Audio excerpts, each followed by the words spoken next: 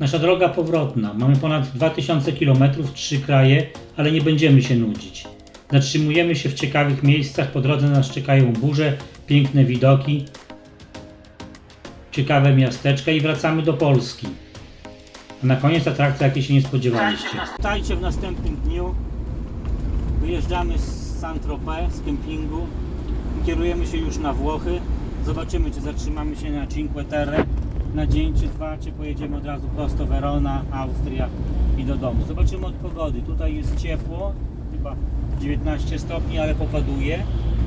Woda w Saint-Tropez 21 stopni w połowie maja. Można się kąpać. Cieplutko było, bardzo fajnie. Także polecamy Saint-Tropez. Drogie to drogie, ale wrażenia są naprawdę super. Zwróćcie uwagę na bramki ograniczające wysokość samochodów. Trzeba odpowiednio ustawić się. Jedziemy cały czas mijając takie tunelami I wiaduktami i widoki niesamowite. Naprawdę trasa jest tak przepiękna. Nawet ta autostrada, ale jest przepiękna trasa. Słuchajcie, wjeżdżamy do Włoch. Italia wita nas. Przepiękna ta Liguria. Sami widzicie po drodze, jakie widoki mamy. Trasa widokowo przepiękna, ale jazda po tych wysokich wiaduktach naprawdę podnosi adrenalinę. Jedziemy dalej. Jesteśmy na kampingu Fossa Lupara w Sestri Levante we Włoszech. No, kemping blisko autostrady, więc zobaczymy, jak to będzie w nocy. Ale po przejechaniu 350 km z miejscowości Saint-Tropez, więc zjechaliśmy tutaj w miejscowość Sestri Levante. Coś zobaczymy. Na kempingu jest punkt serwisowy,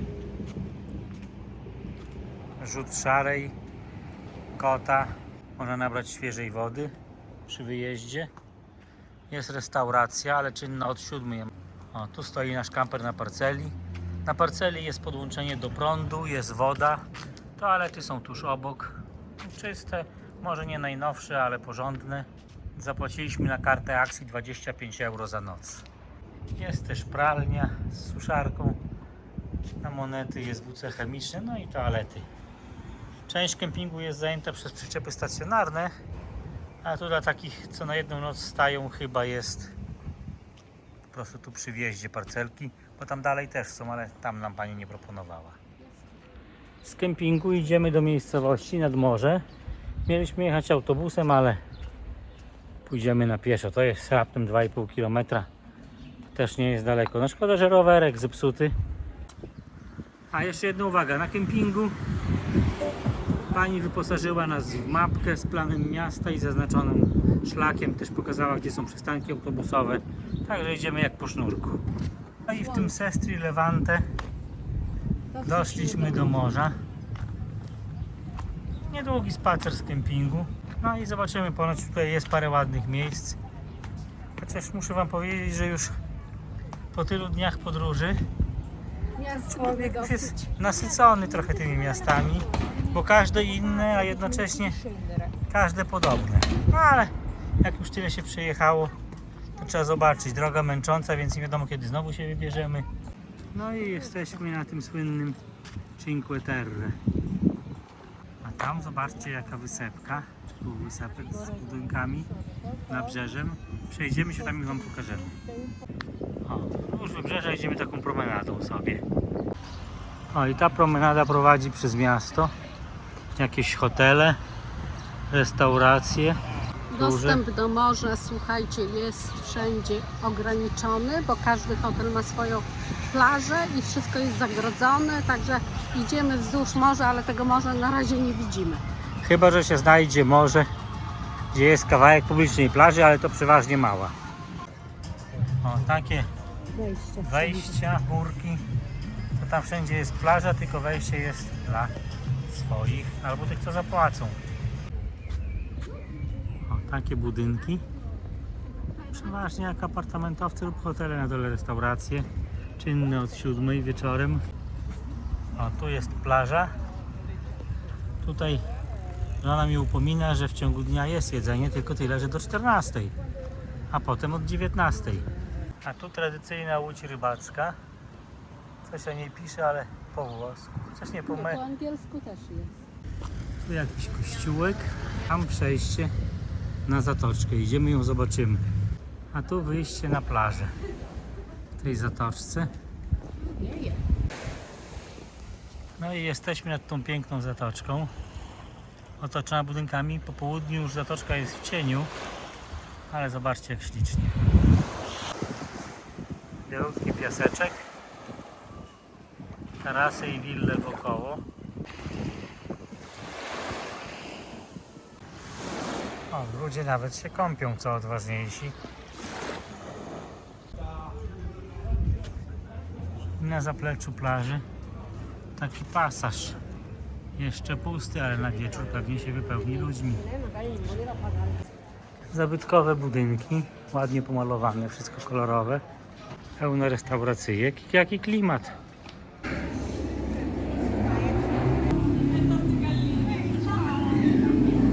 No witajcie w nowym dniu. Jest sobota, 17 maj. Wyjeżdżamy z kempingu. Będziemy wyjeżdżać właśnie, żegnać Morze Śródziemne tutaj we Włoszech. Także dziękujemy, że byliście z nami przez cały czas tych naszych wycieczek. No i do zobaczenia w kolejnym miejscu, gdzie będziemy dzisiaj wieczorem szukać noclegu.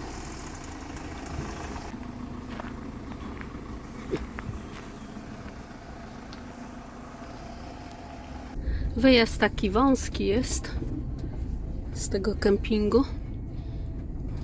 No i nocowaliśmy praktycznie pod autostradą, ale powiem Wam, ciszę, spokój, wcale nie odczuwaliśmy tego, prawda Lechu? Tak, nie było jakoś. W ogóle nie było głośno, tak. Także polecamy ten kemping. Chociaż jak ktoś dużym kamperem, to tu jedna czy dwie parcele, że się zmieści, a pozostałe to niestety taki lepiej, żeby był krótszy. Także taki wyjazd mamy z tego kempingu. Już jedziemy w kierunku na Austrię i do domu.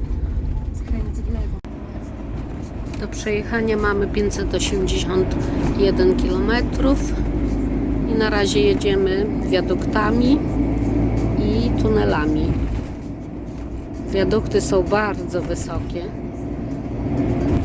i nie ma pasa awaryjnego, więc takie przepaście są z boku. A niektóre mają zabezpieczenia, niektóre takie barierki tylko symboliczne. Przejechaliśmy już prawie całe Włochy i zbliżamy się do granicy z Austrią w Tarvisio. Idziemy tutaj wśród gór taką piękną doliną rzeczną. Zobaczcie jaka ta rzeka jest wielka, a jak mało w niej wody płynie. Pewnie wiosną przy roztopach tej wody jest bardzo dużo, no a teraz wiadomo susza i mniej tego, chociaż zobaczcie jaka chmura przed nami w górach. O, tu piękny jest widok na tą dolinę tej rzeki, chociaż pewnie wielu z Was ją widziało, bo tędy wiedzie główny szlak na Wenecję. Ponieważ jest tu mało kempingów ani stellplaców, no to postanowiliśmy zatrzymać się na jakimś bezpłatnym parkingu i tam przenocować.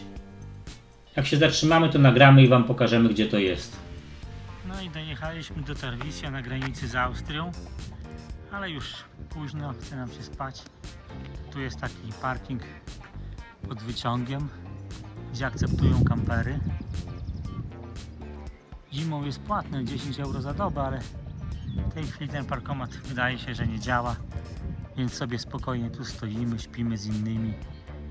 Cisza, spokój, zielona trawka wokoło, no to już zdecydowanie chłodniej niż we Włoszech, bo tu około 15 stopni.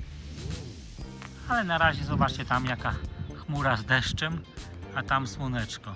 No piękne miejsce, coś zjemy, odpoczniemy chwilkę i w takich okolicznościach przyrody prześpimy się na dziko. Parking jest w nawigacji parking for night. To jest parking P3 w Tarvisio przy wyciągu. Precyzując, ten parking jest tutaj bezpłatny w kwietniu i w maju oraz w październiku i listopadzie. Pozostała część roku normalnie płatny. 10 euro za dobę. A to strumyczek obok parkingu. No cześć Wam, witajcie w nowym dniu. Spaliśmy na tym parkingu. Bardzo cichutko, spokojnie było, także polecamy ten nocleg, oczywiście za darmo. I teraz wyruszamy już w kierunku Austrii, do Grazu. Graz to takie miasto, przez które tyle razy przejeżdżamy w ciągu roku i nigdy nie zatrzymujemy się, i właśnie teraz postanowiliśmy, że odwiedzimy to miasto i zobaczymy, jak wygląda. A ta miejscowość, w której nocowaliśmy, zobaczcie, jaka fajna jest, taka turystyczna, bardziej nastawiona na sporty zimowe niż na sporty letnie. Wąska bardzo uliczka, ale do przejechania. Pięknie tutaj, piękny widok mamy. I tu mamy już skręt na autostradę. No i teraz zobaczcie, taki mamy wjazd do Austrii, takie widoki piękne. I granica. Kontroli nie ma żadnej, mamy po prostu przejazd. Przejeżdżamy właśnie przez Carinthię. Zielono, pięknie, widać, że jeszcze deszcze padają, ale w górach to zawsze zielono w Austrii, bo latem Zawsze też, podają. tak, deszcze zawsze padają.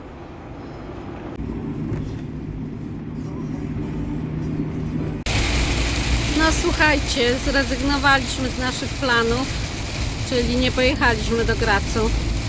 Wjeżdżamy właśnie do Wiednia, mamy taką pogodę i stąd postanowiliśmy dojechać dzisiaj do Mikulowa, tam na kemping, przeczekać noc i jechać dalej do domu. Także zmiana planów. Przejeżdżamy przez Wiedeń i mamy nadzieję, że do Polski, jak już dojedziemy jutro, to przywieziemy śródziemnomorskie słońce. Nie chmury, tylko słońce. Chociaż tutaj pada albo nie pada. Pogoda jest w kratkę cały czas. I tak całą drogę przez Austrię jechaliśmy, ale w niedzielę oczywiście. I nie mieliśmy żadnego korka. No i oczywiście tirów nie było na autostradzie, co też było super. Późnym popołudniem dotarliśmy do miejscowości Mikulow w Czechach i zatrzymaliśmy się na kempingu. Kemping jest położony blisko szosy, więc w nocy troszeczkę było ją słychać, ale nie tak, żeby nie dało się spać. Kemping jest nowy, widać, że jest dojazd zrobiony, wyrównany teren zasianą trawą. Nie ma wydzielonych parceli, ale było pusto, więc bez problemu zajęliśmy miejsce w pobliżu słupka. Słupki są rozłożone równomiernie na tych parcelach, a właściwie nie na parcelach, a na terenie kempingu. Jest też jedno czy dwa ujęcia do wody i są toalety i prysznice. Uwaga, ponieważ prysznice są dodatkowo płatne, ale wszystko jest nowe i czyste. Na końcu kempingu też znajduje się punkt serwisowy, gdzie można zrzucić kota, szarą wodę oraz nabrać wody do kampera przed dalszą podróżą. Kemping niestety kosztował 35 euro za noc dla 2 osoby z prądem i to był jeden z droższych kempingów na tej wyprawie. Tu pokazujemy Wam wjazd do kempingu. Z tej drogi, która prowadzi do centrum Mikulowa, jest taka strzałka i trzeba wjechać w drogę taką utwardzoną płytami betonowymi i jechać zgodnie z tą strzałką, może 150, może 200 metrów i tu już jest wjazd na kemping, który jest ładnie przygotowany przez właścicieli kempingu. Jak będziecie w Mikulowie, no to warto się przejść na Stare Miasto, na zamek. My już nie pójdziemy, bo kiedyś byliśmy. Nie tylko pójść na dobrą kolację, ale też i zobaczyć parę zabytków. Taka wieża tam na wzgórzu naprzeciw kapliczka. To ktoś pniak wypalał.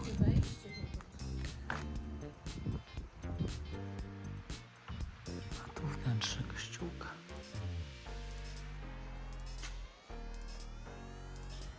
Taka brama, też jest wejście na wieżę za 2 euro. Kościół, nie wiem, chyba XVI-XVII wiek.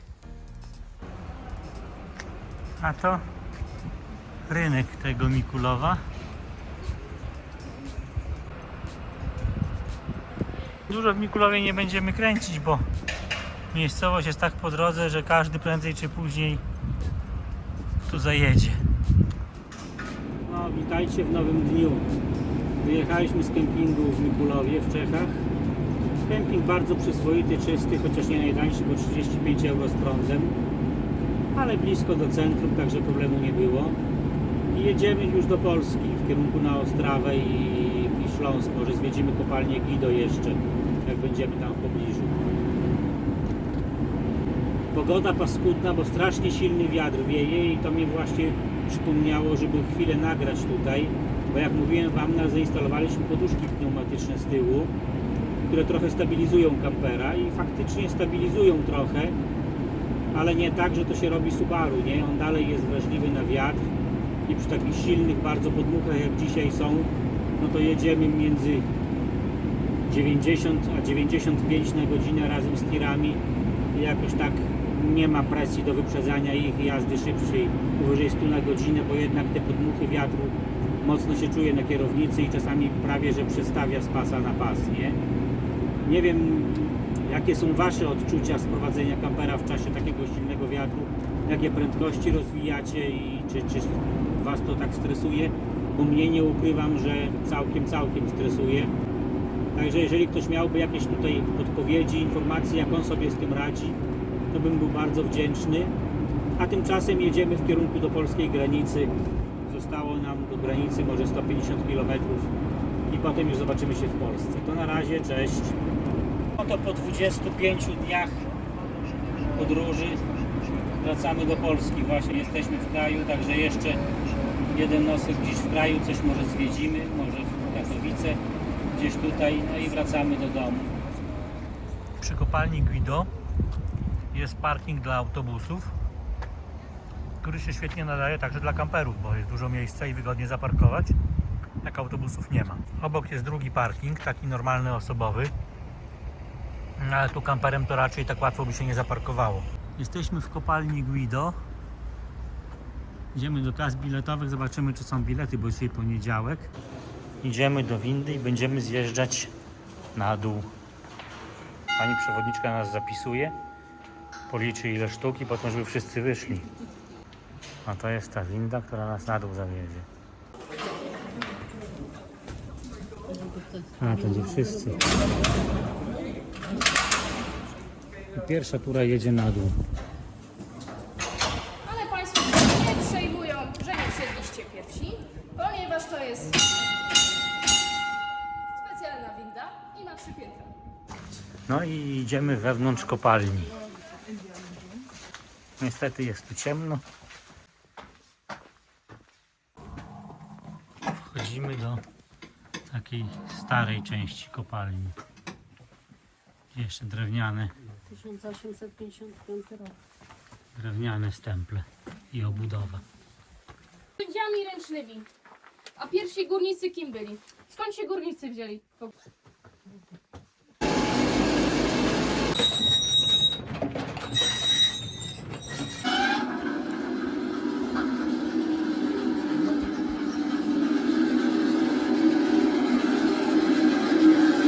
Tu zawalona ściana. Na końcu musimy. No przewiozą nas taką kolejką. A Krzysiowi mi się podobało. Klimatyzowane. O. Wiatr we włosach.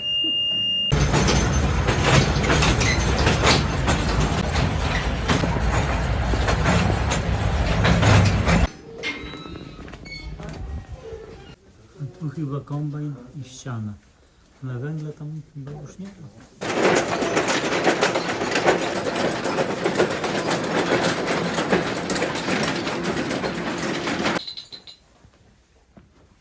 Czyli to nie jest kombajn, który bezpośrednio ten węgiel eksploatuje, to jest kombajn, którym sobie dzielimy pokład węgla na mniejsze fragmenty. Na podejść, żeby widzieć, no i znowu jak to w kopalni, będzie głośno. Zmechanizowany kompleks ścianowy.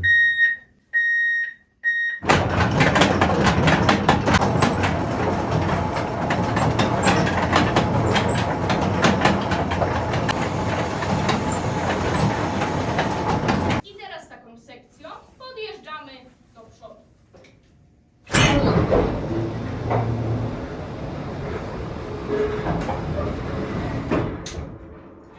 I żeby nas chroniła, to musimy ją z powrotem zabudować, rozeprzeć.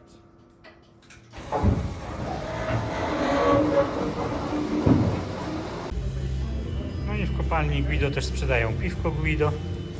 i jest paporos toaleta na takiej głębokości. I to już koniec zwiedzania, potem się wyjeżdża na górę. Co pół godziny jest wyjazd. Zawsze youtuberzy pokazują toalety na kempingach. Ja pokażę toaletę w kopalni. No, 300 metrów pod ziemią. I też jest. No, witajcie w nowym dniu. Dzisiaj po spokojnej nocy na camper parku pod Jasną Górą za 30 zł z dopięciem do prądu.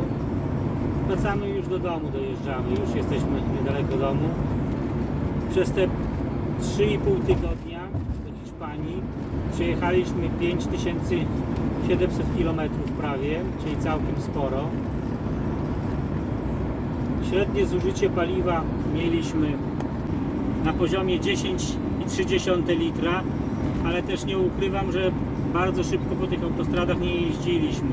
Tam w granicach 95-105, nie szybciej, jako że trochę tam nam rzucało w czasie wiatru i samochód przeciążony tył ma, ale w sumie rzeczy dobrze to wyszło, bo mniejsza prędkość, większa oszczędność paliwa i jakbyśmy jechali powyżej 110, no to wtedy i 12 i 15 potrafi spalić. Także wyjazd udany, tam Hiszpania, Włochy, Francja, było w miarę ciepło, powyżej 20 stopni, się opaliliśmy, zwiedziliśmy kawał świata. I dziękujemy Wam za oglądanie naszych filmów z tej wycieczki i zapraszamy następne, które będziemy robili z następnych wycieczek. I do zobaczenia. Cześć, trzymajcie się.